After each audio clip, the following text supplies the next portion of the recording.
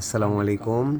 আপনাদের জন্য নিয়ে এসেছি আমরা ঢাকায়া জামদানি 100 কাউন্টের সুতা 100% জামদানি শাড়ি। শাড়িটার দাম পড়বে 40,000 টাকা।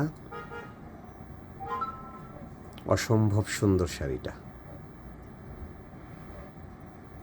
যে দেখবেন তার মন জুড়িয়ে যাবে। শাড়িটা খুব সুন্দর।